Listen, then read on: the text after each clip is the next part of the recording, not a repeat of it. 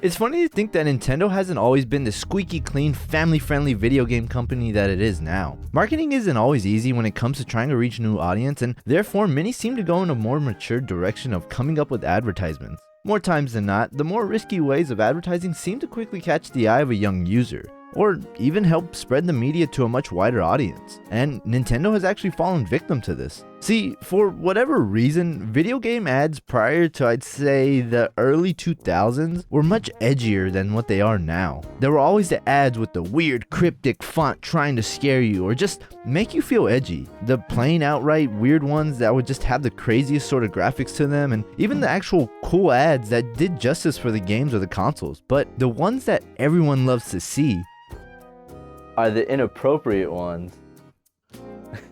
Exhibit A.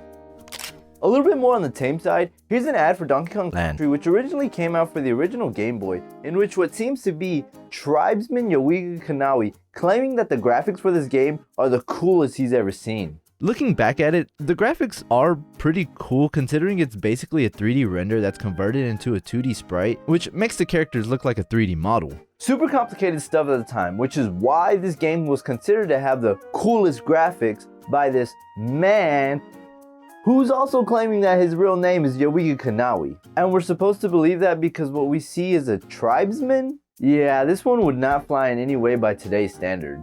I'm not here to try and cancel Nintendo, but the question that's being asked is, what correlation does his name have with the graphics? It doesn't make any sense and it just comes off as incoherent. But hey, I mean, before the 2000s, did anything really have to make any sense?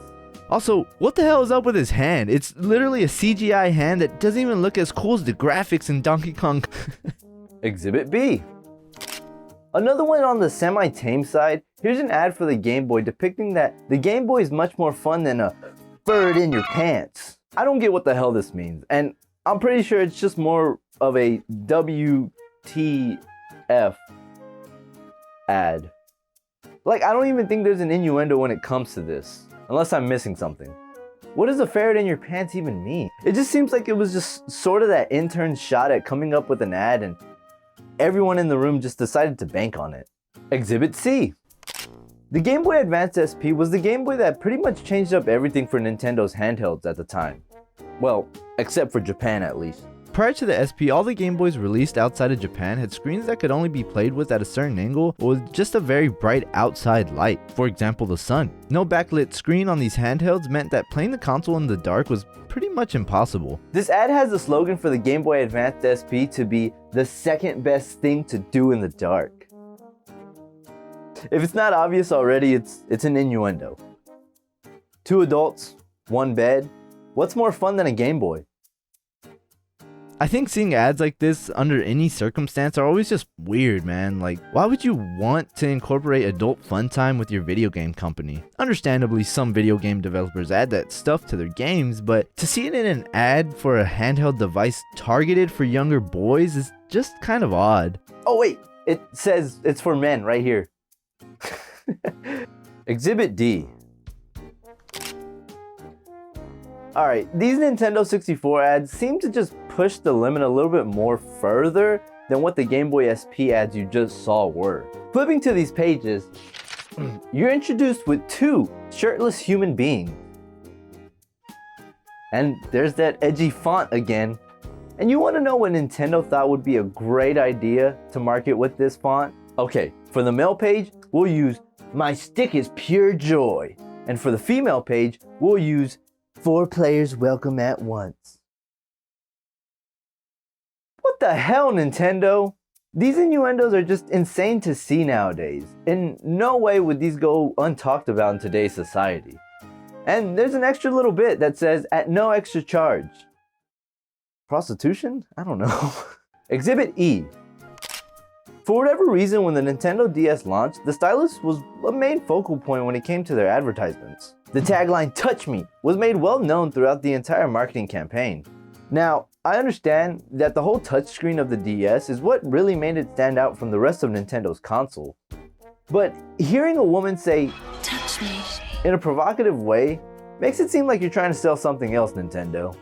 In quite a few magazine ads for the Nintendo DS as well, the tagline, touching is good was just plastered everywhere. Touching is good, touching is good, touching is good. It's just an odd phrase of words for the Nintendo DS, but it just seems to be suggesting a little bit more than intended. So yes, we get it. The main selling point of the console was the touchscreen. But was giving entire escort descriptions really necessary for that?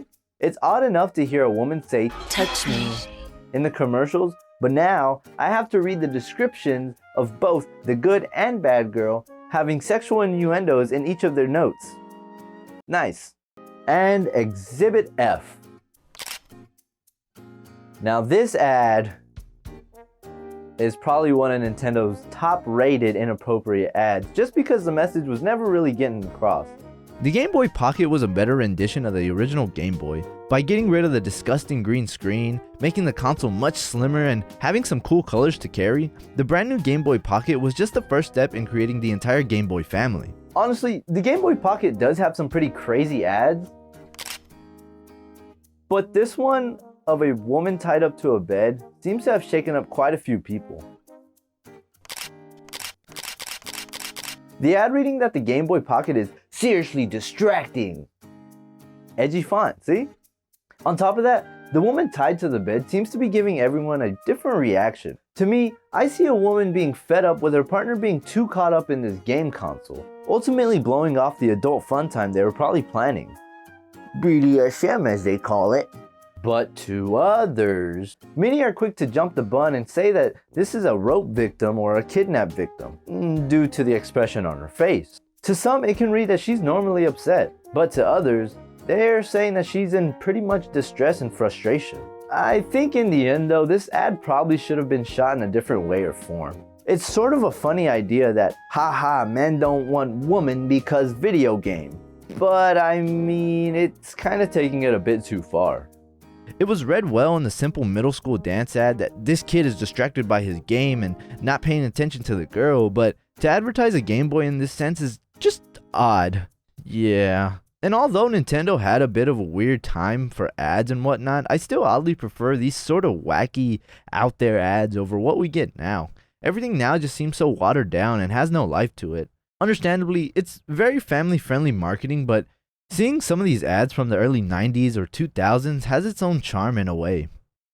Oh yeah, balls.